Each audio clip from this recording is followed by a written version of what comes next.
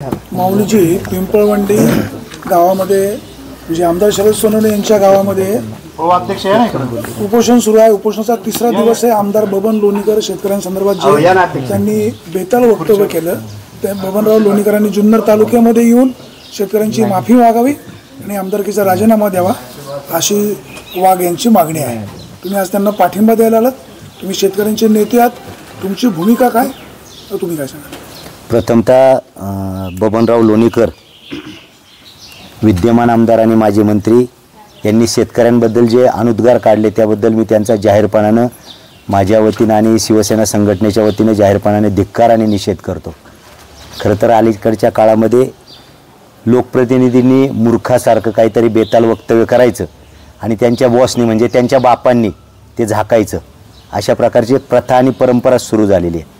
दुर्दैव या महाराष्ट्राच्या मातीचं आहे, जिथं स्वर्गीय यशवंतराव चव्हाण, बाळासाहेब ठाकरे, वसंतदादा पाटील, विलासराव देशमुख, शरद पवार साहेब अशी ज्येष्ठ मंडळी ज्यांनी या राज्याचं नेतृत्व केलं, राज्याला देश पातळीवरती एक वेगळी संस्कृती आहे हे जगाला दाखवून देण्याचं काम केलं। अशा मातीमध्ये अलीकडच्या काळामध्ये जे व्यावसायिक राजकारण, व्यापारी राजकारण सुरू आहे त्याच्यामध्ये कोणीतरी येतं, बेताल वक्तव्य करतं आणि मग त्यांच्या नेत्यांनी ते झाकायचं, अशा प्रकारचं वक्तव्य अलीकडच्या काळामध्ये माननीय कृषी मंत्र्यांनी केलं, हे माजी मंत्री आहेत बबनराव लोणीकर यांनी देखील केलं। हा खरं तर मी म्हणेल की हा शुद्ध राजकारणातला टार्गेटपणा आहे, मूर्खपणा आहे आणि अशा बिलंदर लोकांना झाकण्याचं काम जे मंडळी करतात ते त्यांच्यात पुढचे असं माझं स्वतःचं मत आहे। आदरणीय वाघसाहेबांनी ज्या पद्धतीनं आंदोलन सुरू केलं आहे, आमचे डोमसे साहेबांनी सांगितलं, माझंही मत आहे की सगळ्यांनी एकत्र येऊन याचा धिक्कार केला पाहिजे, निषेध केला पाहिजे। लोणीकरांनी आता तानाजी शेठ म्हणाले की त्यांना सभागृहामध्ये बोलू देखील दिलं। जे स्वतःला सुसंस्कृत समजतात, जे स्वतःला पार्टी विथ डिफरन्स म्हणतात, त्या भाजपच्या नेत्यांकडून खरंही अपेक्षा नव्हती आणि अलीकडच्या काळामध्ये भाजपचा वैचारिक स्तर काय लेवलला चालला आहे हे आपण सगळेजण बघतोय। ज्या अटल बिहारी वाजपेयींनी सभागृहामध्ये या पक्षाची एक वेगळी ओळख निर्माण केली, राज्यामध्ये स्वर्गीय गोपीनाथ मुंडे साहेब किंबहुना प्रमोदजी महाजन या मंडळींनी नेतृत्व केलं आणि भाजप एक वेगळा पक्ष आहे, वेगळी विचारशैली असलेला पक्ष आहे। त्या भाजपचे नेते अशा चुकीच्या पद्धतीचं वक्तव्य करून त्याला पाठीशी घालण्याचं काम अलीकडच्या काळातले भाजपचे नेते करतात, हे निंदनीय आहे।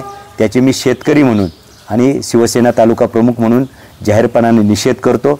बबनराव लोणीकरांनी तालुक्यातल्या, केवळ तालुक्यात नाही तर राज्यातल्या सगळ्या शेतकऱ्यांची जाहीरपणाने माफी मागितली पाहिजे। त्यांचे कॅप्टन म्हणून आदरणीय या राज्याचे स्वतःला सुसंस्कृत म्हणून घेणारे मुख्यमंत्री जे आहेत देवेंद्रजी फडणवीस यांनी देखील सगळ्या शेतकऱ्यांची जाहीरपणाने माफी मागितली पाहिजे।